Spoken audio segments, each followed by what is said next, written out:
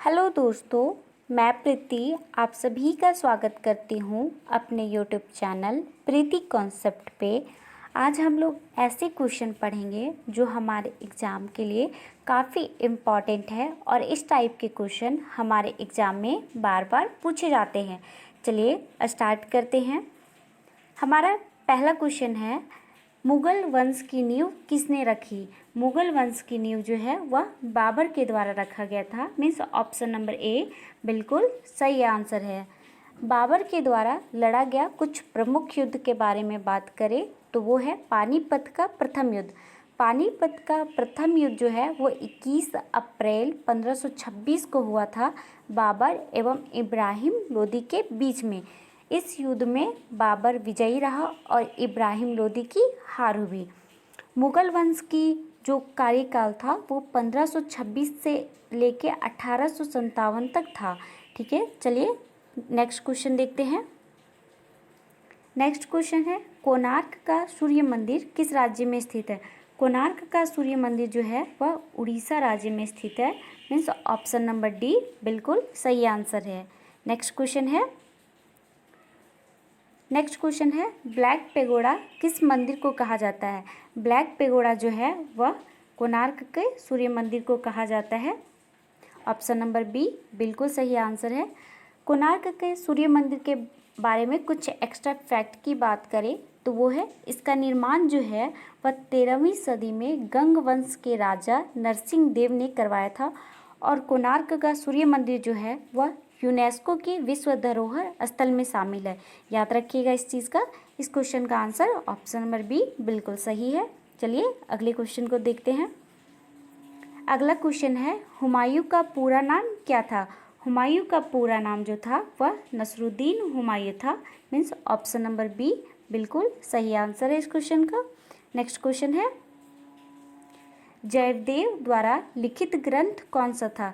जयदेव द्वारा लिखित ग्रंथ जो है वह गीत गोविंद था। मीन्स ऑप्शन नंबर बी बिल्कुल सही आंसर है इस क्वेश्चन का। नेक्स्ट क्वेश्चन है, शहजादियों में से किसने प्रसिद्ध पुस्तक हुमायूं नामा लिखा था? शहजादियों में से किसने प्रसिद्ध पुस्तक हुमायूं नामा जो है वो बहुत बार एग्जाम में पूछा गया है। तो इस पुस्तक को जो लिखा था वो है गुलबदन बेगम। ऑप्शन नंबर डी बिल्कुल सही आंसर है। नेक्स्ट क्वेश्चन देखते हैं। नेक्स्ट क्वेश्चन है, प्लासी के युद्ध के समय बंगाल का नवाब कौन था? प्लासी के युद्ध के समय बंगाल का नवाब जो था वो है सिराजुद्दौला। ऑप्शन नंबर बी बिल्कुल सही आंसर है। प्लासी का युद्ध जो है वो 1757 ईस्वी में हुआ था अंग्रेज़ों और सिराजुद्दौला के बीच में, जिसमें सिराजुद्दौला की हार हुई और अंग्रेज़ों की जीत हुई। इस युद्ध में अंग्रेजी सेना का नेतृत्व जो है वह रॉबर्ट क्लाइव ने किया था। याद रखिएगा इस चीज़ का। इस क्वेश्चन का आंसर ऑप्शन नंबर बी बिल्कुल सही है। चलिए अगले क्वेश्चन को देखते हैं। अगला क्वेश्चन है, पेरियार राष्ट्रीय उद्यान किस जानवर के लिए है? पेरियार नेशनल पार्क जो है वह हाथी के लिए प्रसिद्ध है। मीन्स ऑप्शन नंबर सी बिल्कुल सही है। पेरियार नेशनल पार्क की बात करें तो यह केरल राज्य में स्थित है। याद रखिएगा केरल राज्य में स्थित है। चलिए अगले क्वेश्चन को देखते हैं। अगला क्वेश्चन है, गारसोपा जलप्रपात किस राज्य में स्थित है? गारसोपा जलप्रपात जो है वह कर्नाटक राज्य में स्थित है। मीन्स ऑप्शन नंबर ए बिल्कुल सही आंसर है। गारसोपा जलप्रपात जो है वह शरावती नदी पर स्थित है। याद रखिएगा कौन सी नदी पर? शरावती नदी पर। चलिए अगले क्वेश्चन को देखते हैं। अगला क्वेश्चन है, मनुष्य का शरीर में इंसुलिन का स्राव कहाँ से होता है? मनुष्य के शरीर में इंसुलिन का स्राव जो है वह अग्नाशय से होता है। ऑप्शन नंबर बी बिल्कुल सही है। अग्नाशय जो है वह एक मिश्रित ग्रंथि है। याद रखिएगा क्या है? मिश्रित ग्रंथि है अग्नाशय। और इंसुलिन की कमी से मधुमेह रोग होता है, जिसे हम लोग डायबिटीज बोलते हैं। याद रखिएगा। चलिए अगले क्वेश्चन को देखते हैं। अगला क्वेश्चन है, गुजरात की जीवन रेखा किस नदी को कहा जाता है? गुजरात की जीवन रेखा जो है वह नर्मदा नदी को कहा जाता है। ऑप्शन नंबर डी बिल्कुल सही आंसर है।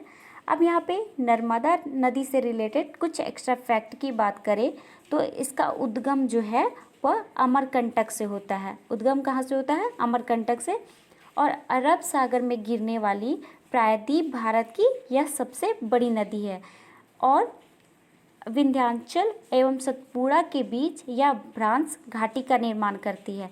विंध्याचल एवं सतपुड़ा के बीच यह भ्रांस घाटी का निर्माण करती है। याद रखिएगा, गुजरात की जीवन रेखा किस नदी को कहा जाता है? नर्मदा नदी को। ऑप्शन नंबर डी बिल्कुल सही है। चलिए अगले क्वेश्चन को देखते हैं।